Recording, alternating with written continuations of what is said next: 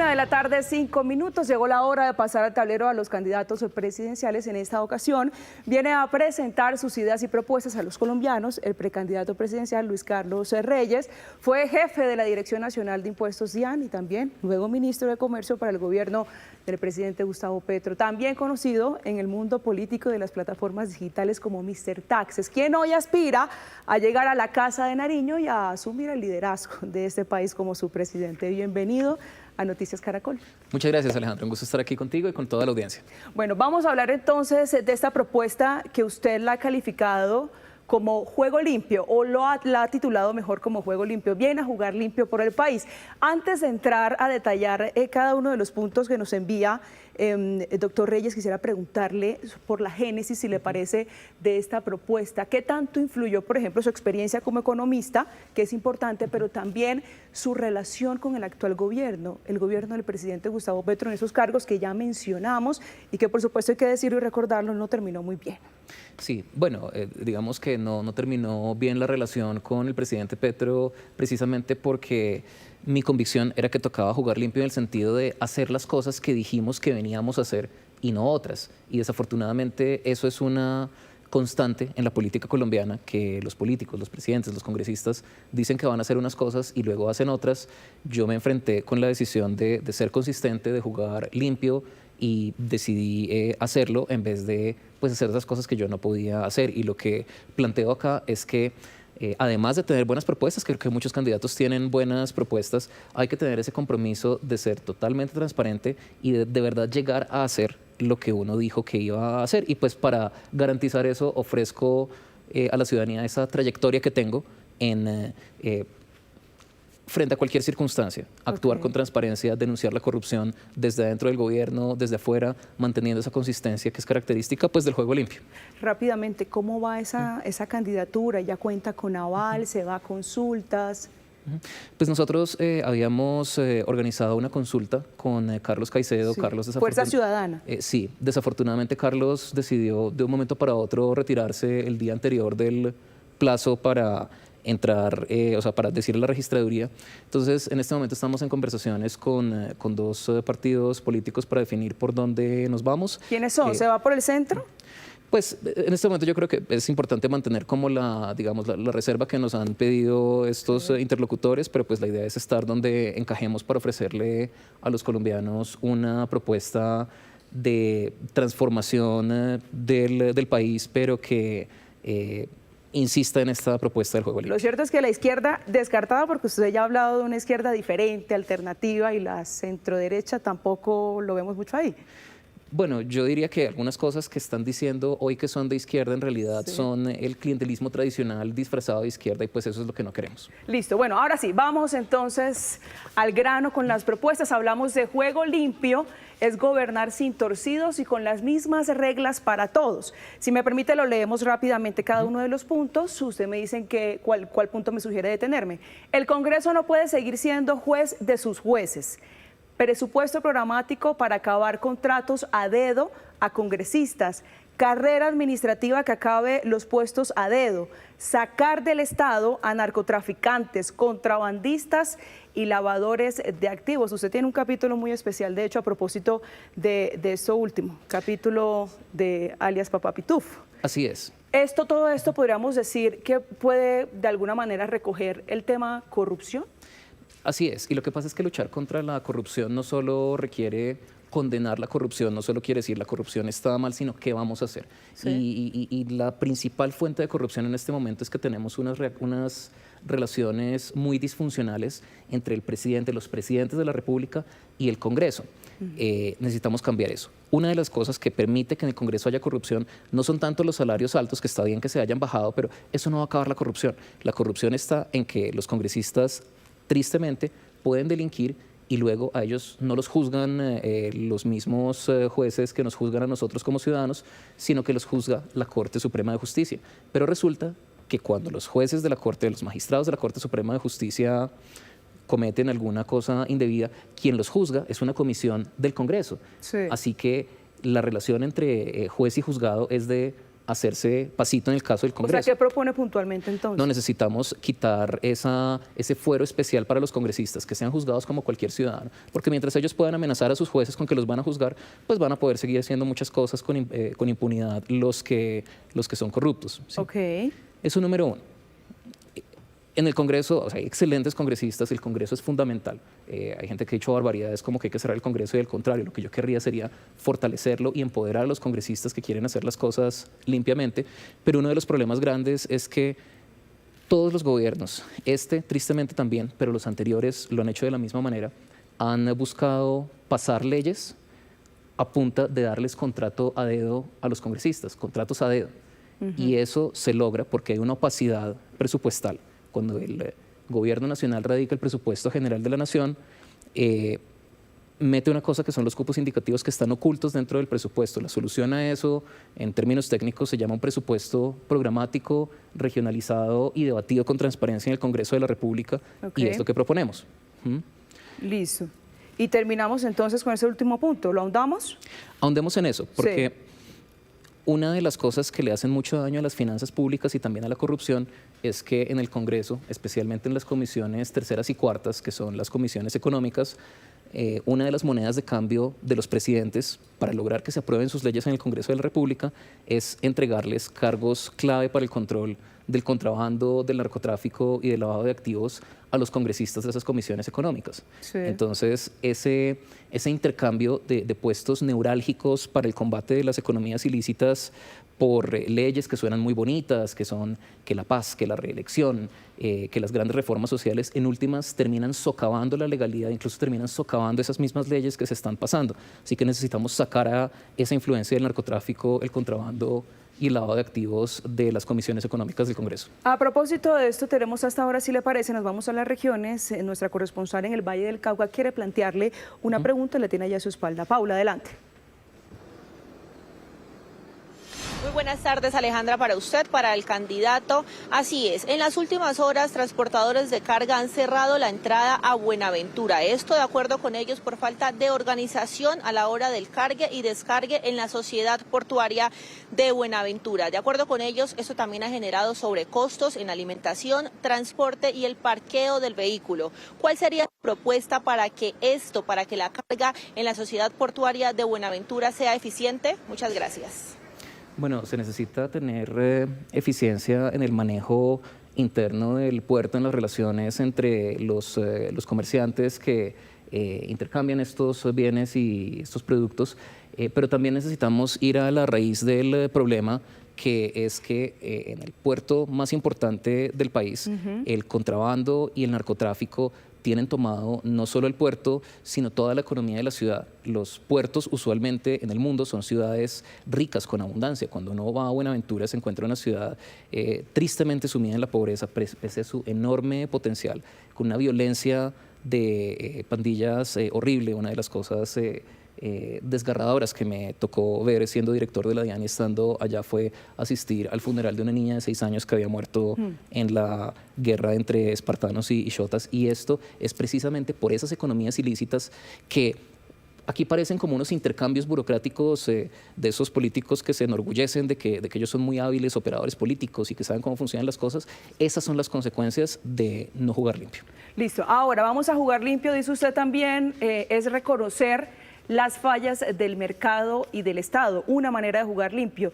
Lo discrimina de la siguiente manera: compromiso radical con la reforma agraria, Estado emprendedor, normatividad financiera para democratizar el crédito. La formalidad está mal construida, uno de los grandes problemas también que tenemos a nivel económico en el país. Fomentar la competencia y democratizar la infraestructura, todo eso en el plano económico. Así es. Lo que pasa es que a nosotros nos han vendido la idea de que en esto de la política económica hay dos lados, el que defiende el mercado y el que defiende al Estado. Sí. Y jugar limpio es reconocer que el mercado tiene muchas fallas y que el Estado también, y que necesitamos empezar a trabajar solucionando esas fallas, y que tanto el mercado como el Estado son maneras importantes de organizar la actividad productiva en el país. Una falla de mercado grandísima. En Colombia la tierra está distribuida de manera injusta. y necesitamos un compromiso radical con la reforma agraria.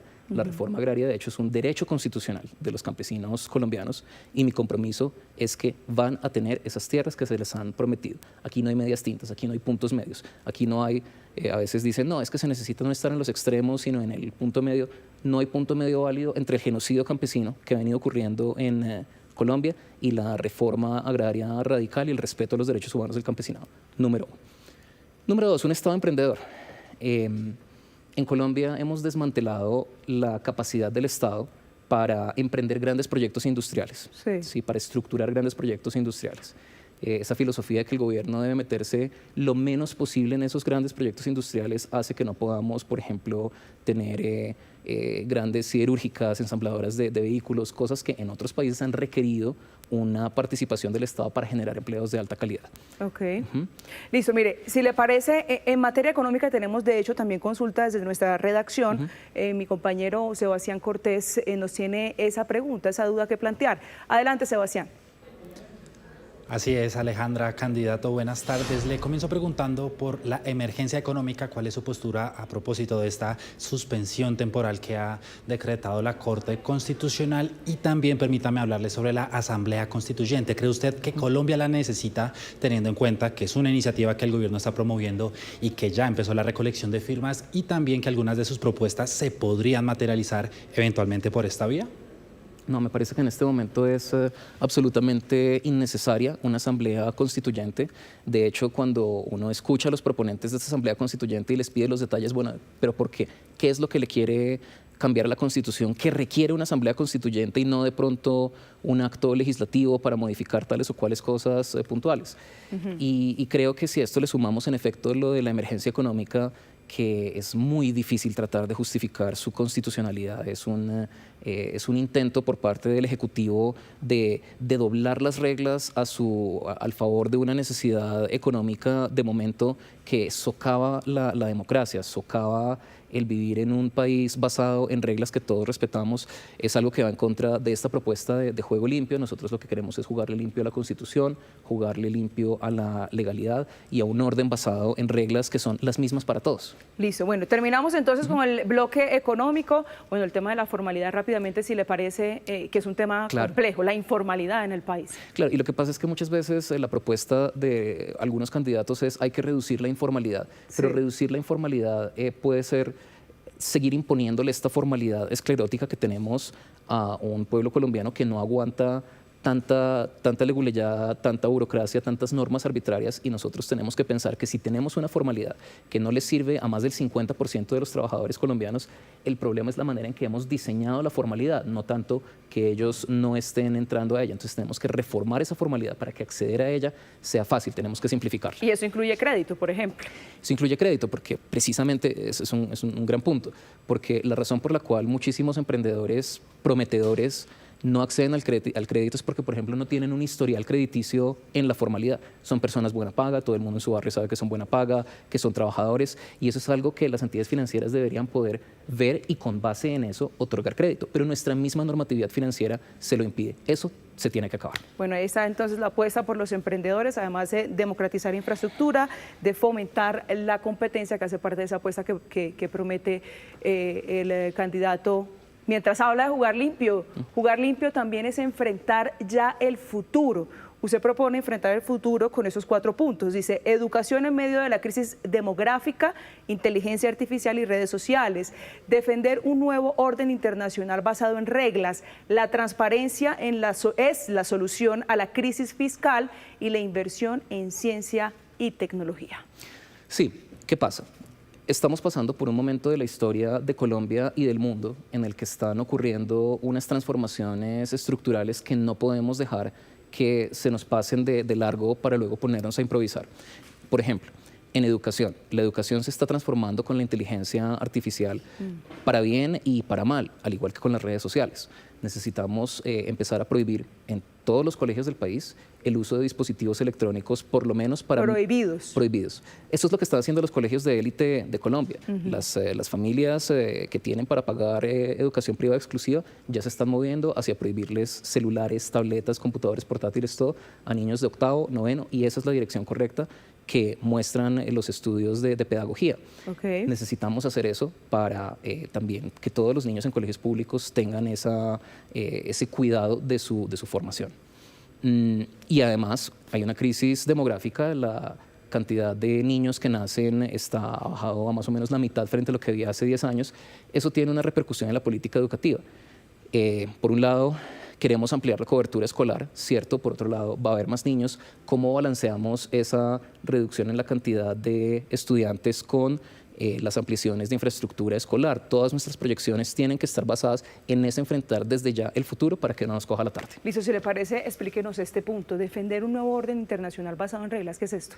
Esto es algo que empezamos a ver en este gobierno, en la actual administración de Donald Trump, Sí. y es que los Estados Unidos, que ha sido para bien o para mal, como la piedra angular de las relaciones internacionales en el mundo, ha empezado a cambiar su manera de actuar. Ya no se puede depender de Estados Unidos como el garante, por ejemplo, de la estabilidad de las Naciones Unidas, de la estabilidad de algunos acuerdos. Estados Unidos viene incumpliendo sistemáticamente su tratado de libre comercio con nosotros. ¿Y qué propone puntualmente? Tenemos que alinearnos con esos países que están diciendo que tenemos que construir un nuevo orden internacional, una legalidad internacional que siga las reglas y que no se base en las arbitrariedades que estamos viendo. ¿Cómo cuáles? Bueno, por ejemplo, el respeto de los tratados de libre comercio, digamos, de los acuerdos que se firman, sí, porque en este momento Estados Unidos los está incumpliendo de manera sistemática. No, me refiero a qué países. ¿A qué países? Bueno, yo creo que primero los países latinoamericanos. Creo que la Unión Europea es un socio importante acá. Canadá ha mostrado su liderazgo justo en esta coyuntura, pero necesitamos construir un orden internacional basado en reglas que no dependa de que Estados Unidos mantenga la cordura. Bueno, listo, vamos cerrando entonces esta propuesta que usted nos presenta y ya hablamos también del tema de seguridad. Dice, juego limpio es poder vivir sin desconfianza, devolver la moral a las Fuerzas Armadas, guerra contra las economías ilícitas, ganar la guerra de los estómagos, que es del hambre, se traduce eso. Cultura y deporte para recuperar el tejido social, que ya esto es más inversión social. Salud, no importa el color del gato, lo importante es que el gato llegue a todo el país. ¿Cómo es eso? Bueno, cuando China, la República Popular China, empezó a alejarse del comunismo, pues del maoísmo estricto, a implementar una serie de reformas de mercado, lo que dijo el líder chino entonces, cuando le dijeron que sí estaba dejando de ser comunista o algo así, dijo una frase que se ha hecho famosa, que es que no importa el color del gato, lo importante es que case ratones. Yo aquí creo que en nuestros debates acerca del sistema de salud hay un lugar para el sector privado, hay un lugar para el Estado. Se ha planteado esto como un debate de Estado contra sector privado, cuando lo importante es solucionar algo que todos reconocen que es un problema y que no se ha solucionado, y es que tenemos que en las regiones tradicionalmente aisladas del país no está llegando el sistema de salud. Tenemos, por ejemplo, en Nuquí, un paraíso natural y también turístico precioso, que muchas de esas personas que viven del turismo, que atienden a turistas colombianos y extranjeros, están muriendo de paludismo, no tienen acceso a un puesto de salud cercano, y eso no aguanta. Sí, el problema es muy profundo. De hecho, mire, vamos a ir por temas de tiempo a avanzar en nuestras preguntas con respuesta sí, no. ¿Listo? Entonces, comenzamos. La primera, ¿tendrá relaciones con Delcy Rodríguez y el gobierno interino en Venezuela? Sí. Listo, sí. ¿Presentaría una nueva reforma tributaria? Sí, para simplificar el sistema tributario. Listo, sí. ¿Volvería a subir el salario mínimo más del 16%? No, el salario mínimo tiene que depender del aumento en la productividad y de la inflación, y dado que la inflación está bajando, no creo que vaya a tocar subirlo más del 16%, aunque no puedo descartarlo. Lo importante es que los trabajadores tengan condiciones justas y que mejoren cada año. Mantendremos un diálogo entonces equilibrado entre las partes. Listo. ¿Nuevos proyectos de exploración y explotación de hidrocarburos? Sí. Sí. ¿Reactivará las mesas de negociación con grupos armados? No, con los delincuentes que en este momento se está negociando ya no hay cabida a negociaciones. Lo que se necesita es firmeza. ¿Fumigación aérea con glifosato? No funciona. Mi disertación de doctorado fue precisamente sobre la efectividad de esto, y no es por falta de firmeza, es que no funciona. Necesitamos enfocarnos en el combate de las finanzas ilícitas, que es donde sí les duelen los narcotraficantes. Listo. ¿Mantendría diálogos con estructuras criminales urbanas? Diálogos, en este momento la mejor manera de dialogar es con la fuerza, o sea que no. No. Listo, entonces borramos acá y nos vamos a la siguiente diapositiva. ¿Mantendría el modelo donde las EPS administran los recursos de salud? Ese es un depende. Yo diría que Ni sí el ni modelo no. hay que cambiarlo, sí, ni sí ni no, hay que cambiarlo. Entonces el Listo. modelo actual no lo mantendría. ¿Pagaría las deudas de las EPS con el sistema? Sí, pero aclarando que la prioridad es que los hospitales públicos reciban lo que se les debe y que pues aquí hay que revisar muy bien que esas deudas estén sustentadas. ¿Promovería una asamblea constituyente? No. No. ¿Legalizaría el mercado de la marihuana recreativa? Sí, yo creo que eso es un tema que debe decidir cada persona. ¿Tocaría los subsidios que hay hoy en Colombia? Sobre todo los subsidios a empresas que no los necesitan, los O sea, subsidios sí. al sector financiero, sí, tocaría esos subsidios. ¿Reformaría el ICETEX? Sí, creo que el ICETEX necesita lograr que se reduzcan las cuotas que están pagando los deudores del ICETEX. Candidato, de esta manera terminamos con la duda y la expectativa de si hay noticias suyas. Finalmente, ¿cómo se define esa candidatura? Sí, muy pronto estaremos tomando decisiones. Buena tarde. Muchas gracias.